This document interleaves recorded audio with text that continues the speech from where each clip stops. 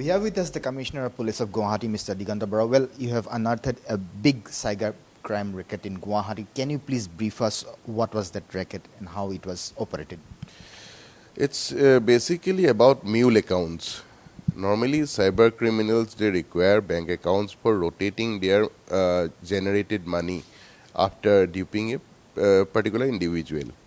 So normally, if they use genuine accounts of a particular individual, that details will finally lead the investigating agency to the cyber criminals. So they do not use a known account or their own accounts. Earlier, they used to open bank accounts in the name of fake persons by providing fake particulars. But since banks have also become quite careful these days, they are now using the bank accounts of genuine people who does not suspect that their account is being used by cyber criminal. So for that, these cyber gangs they employ some agents to convince unsuspecting people, mainly illiterate and belonging to lower economic strata. They promise some monetary component to those kind of genuine people, and they convince them to open bank accounts in their own name by providing Aadhaar card and PAN card, whereas the linked registered mobile numbers are provided by these agents of cyber criminal. Once the bank account is open, the account kit is collected by the agents. They activate that account in mobile app, and after that they pass it on to the cyber criminals, and these cyber criminals use those accounts which are open in genuine names, but the genuine account holder is not at all aware what is happening with his account. So when we go for investigating any such cyber fraud, we'll end up with a account detail. Finally, when we locate the account holder, he or she says that I just opened the account, and after that I have handed over all the details to this so-and-so person, and after that I have no idea what is happening with my account.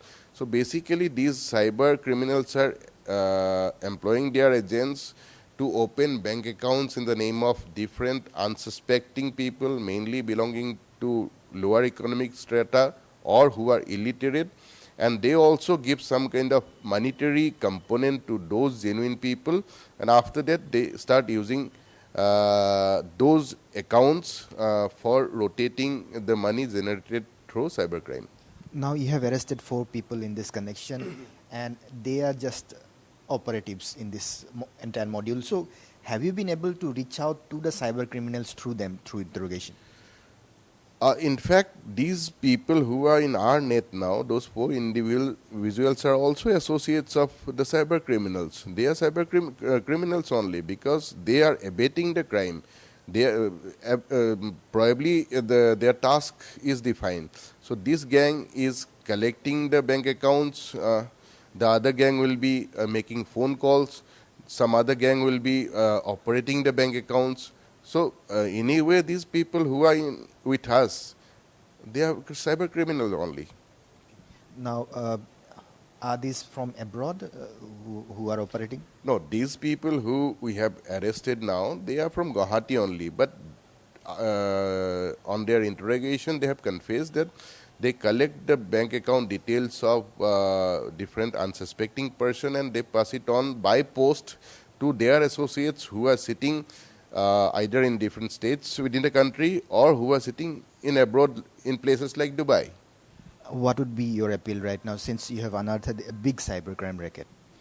My appeal to all concerned, my appeal to the citizens, my appeal to the public is that the awareness is the best way to avoid falling prey to cybercrime. And please do not share any detail of your bank account with anyone, and please do not open bank account and hand it over to some other persons for operating it. And the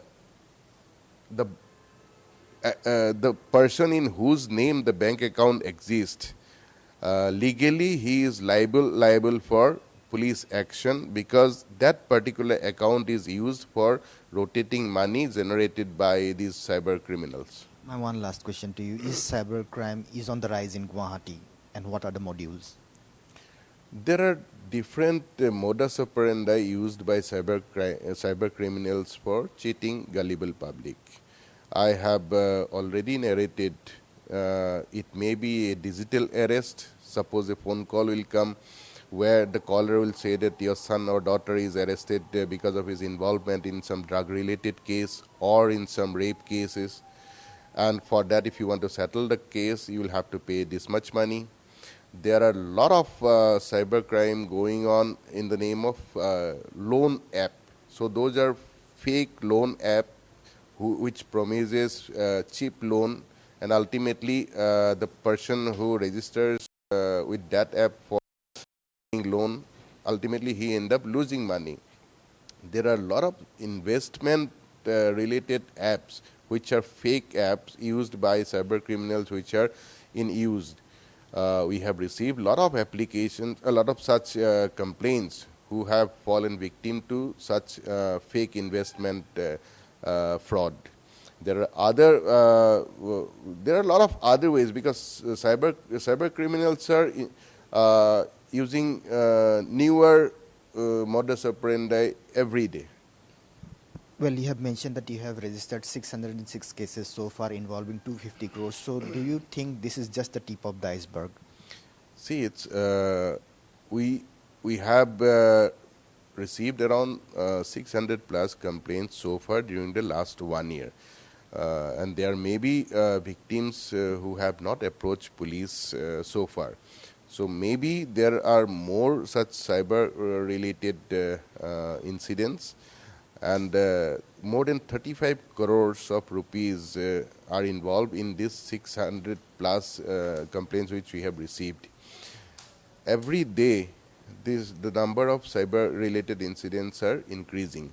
So police is also trying to cope up with this demand, and we are also training our own personnel to deal with such cyber-related complaints.